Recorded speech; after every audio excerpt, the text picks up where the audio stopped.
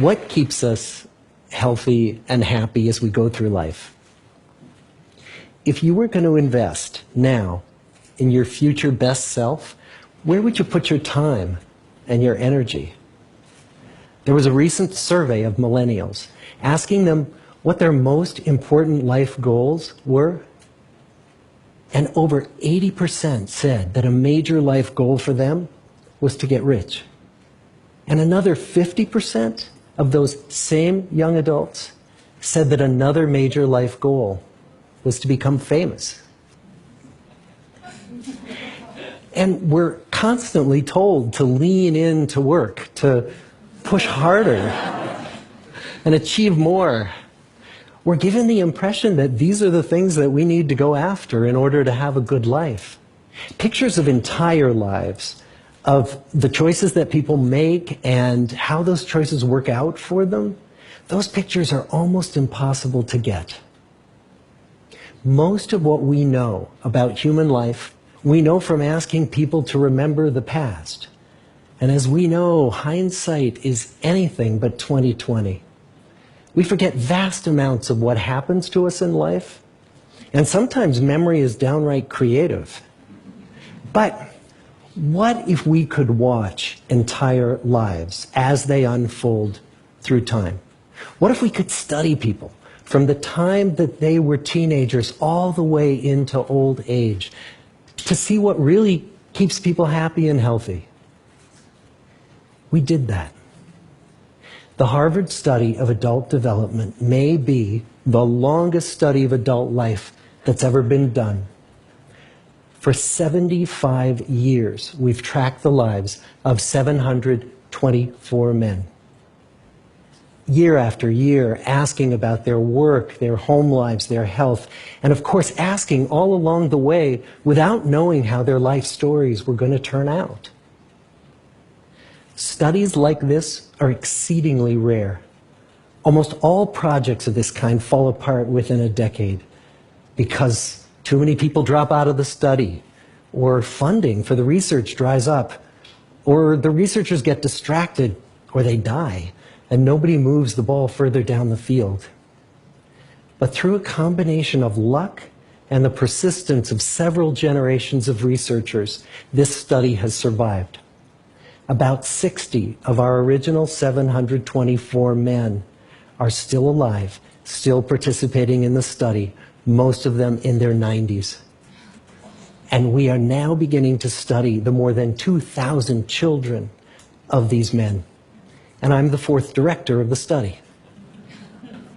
Since 1938, we've tracked the lives of two groups of men. The first group started in the study when they were sophomores at Harvard College. They all finished college during World War II, and then most went off to serve in the war. And the second group that we've followed was a group of boys from Boston's poorest neighborhoods. Boys who were chosen for the study specifically because they were from some of the most troubled and disadvantaged families in the Boston of the 1930s. Most lived in tenements, many without hot and cold running water. When they entered the study, all of these teenagers were interviewed, they were given medical exams. We went to their homes and we interviewed their parents. And then these teenagers grew up into adults who entered all walks of life. They became factory workers and lawyers and bricklayers and doctors, one president of the United States. Some developed alcoholism, a few developed schizophrenia. Some climbed the social ladder from the bottom all the way to the very top, and some made that journey in the opposite direction.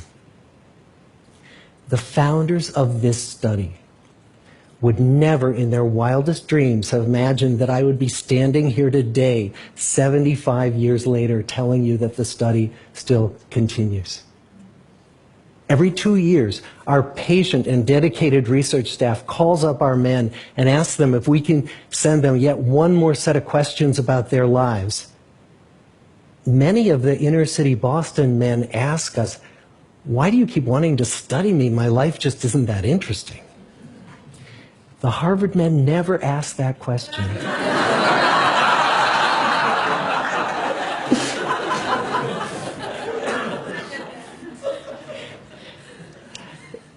get the clearest picture of these lives, we don't just send them questionnaires. We interview them in their living rooms. We get their medical records from their doctors. We draw their blood. We scan their brains. We talk to their children. We videotape them talking with their wives about their deepest concerns. And when about a decade ago we finally asked the wives if they would join us as members of the study, many of the women said, you know, it's about time. So what have we learned? What are the lessons that come from the tens of thousands of pages of information that we've generated on these lives? Well, the lessons aren't about wealth or fame or working harder and harder. The clearest message that we get from this 75-year study is this: good relationships keep us happier and healthier, period. We've learned 3 big lessons about relationships. The first is that social connections are really good for us and that loneliness kills. It turns out that people who are more socially connected to family, to friends, to community are happier, they're physically healthier, and they live longer than people who are less well connected. And the experience of loneliness turns out to be toxic. People who are more isolated than they want to be from others find that they are less happy, their health declines earlier in midlife, their brain functioning declines sooner, and they live shorter lives than people who are not lonely. And the sad fact is that at any given time, more than 1 in 5 Americans will report that they're lonely. And we know that you can be lonely in a crowd and you can be lonely in a marriage.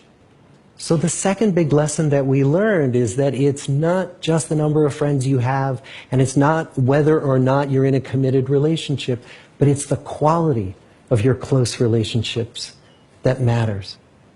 It turns out that living in the midst of conflict is really bad for our health. High conflict marriages, for example, without much affection, turn out to be very bad for our health, perhaps worse than getting divorced. And living in the midst of good, warm relationships is protective. Once we had followed our men all the way into their 80s, we wanted to look back at them at midlife and to see if we could predict who was going to grow into a happy, healthy octogenarian and who wasn't. And when we gathered together everything we knew about them at age 50, it wasn't their middle-aged cholesterol levels that predicted how they were going to grow old. It was how satisfied they were in their relationships. The people who were the most satisfied in their relationships at age 50 were the healthiest at age 80. And good, close relationships seem to buffer us from some of the slings and arrows of getting old. Our most happily partnered men and women reported in their 80s that on the days when they had more physical pain, their moods stayed just as happy. But the people who were in unhappy relationships, on the days when they reported more physical pain, it was magnified by more emotional pain. And the third big lesson that we learn about relationships and our health is that good relationships don't just protect our bodies, they protect our brains. It turns out that being in a securely attached relationship to another person in your 80s is protective. That the people who are in relationships where they really feel they can count on the other person in times of need, those people's memories stay sharper longer. And the people in relationships where they feel they really can't count on the other one, those are the people who experience earlier memory decline. And those good relationships, they don't have to be smooth all the time. Some of our octogenarian couples could bicker with each other day in and day out. But as long as they felt that they could really count on the other when the going got tough, those arguments didn't take a toll on their memories. So, this message that good, close relationships are good for our health and well-being, this is wisdom that's as old as the hills. Why is this so hard to get and so easy to ignore? Well, we're human. What we'd really like is a quick fix, something we can get that'll make our lives good and keep them that way. Relationships are messy and they're complicated, and the hard work of tending to family and friends, that's not sexy or glamorous. It's also lifelong. It never ends. The people in our 75-year study who were the happiest in retirement were the people who had actively worked to replace workmates with new playmates. Just like the millennials in that recent survey, many of our men, when they were starting out as young adults, really believed that fame and wealth and high achievement were what they needed to go after to have a good life. But over and over these 75 years, our study has shown that the people who fared the best were the people who leaned into relationships with family, with friends, with community. So what about you? Let's say you're 25, or you're 40, or you're 60. What might leaning into relationships even look like? Well, the possibilities are practically endless.